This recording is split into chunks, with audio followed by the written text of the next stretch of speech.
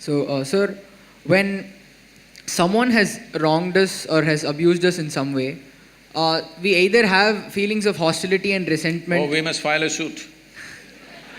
No, in a minor sense, if they abuse us or if they wrong us, we sometimes have feelings of resentment and hostility against them, and sometimes we might tend to forgive them and let it go.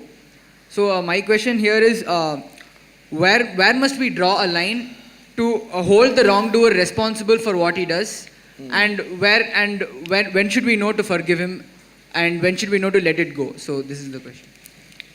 Uh, See, this is not about the other person. The choice for you is this. If you are given a choice, right now, for all of you, if you are given a choice that you can either live joyfully, blissfully, or miserably, or in anger, or in stress, or in resentment, what is your natural choice?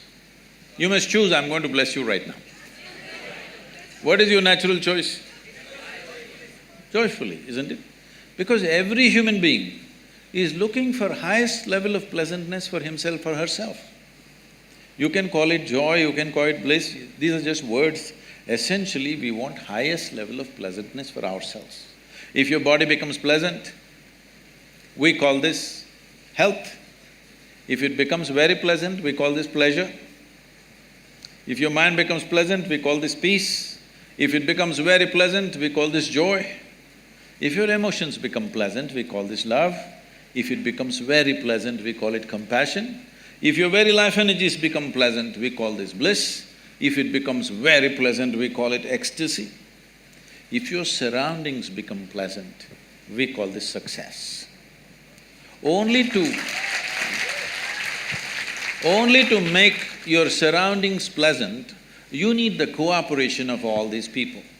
Because in creating an external situation, there are many forces involved. Not all of them you even know. You understand?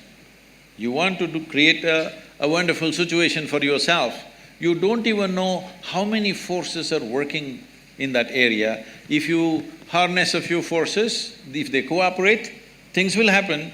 If they don't cooperate, it won't happen. But for the pleasantness of the body, pleasantness of the mind, pleasantness of your emotion and energy, it's 100% you. Yes or no? Is that yes or no?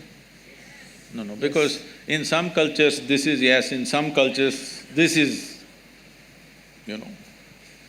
Yes, right? Yes. Surroundings, creating situations in the surroundings, you need cooperation from the people, otherwise it won't happen.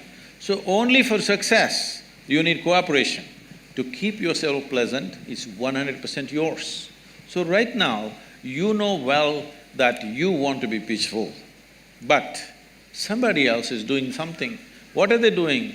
They know what they know best. They're abusing you. Why are they doing it? Because that's all they know. Yes or no? That is how they know their life. That's why they're doing it. If you become resentful and you think something will happen to them, see, these are things. Anger, resentment, hatred, these are all poisons that you drink and you expect somebody else to die. No, life doesn't work like that. You drink poison, you die. It's a very fair life. If you drink poison, you die. Very fair, isn't it so?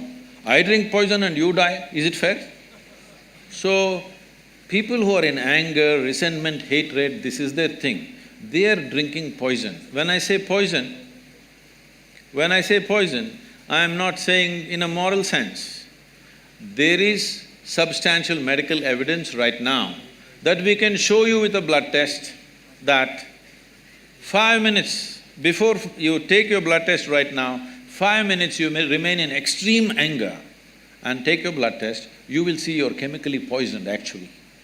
So you're literally poisoning yourself, thinking it's going to hurt them.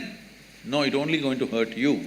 So it doesn't make sense to me, that's all. It's not a morality, whether you should get angry or not get angry. It's up to you if you want to make a mess out of yourself.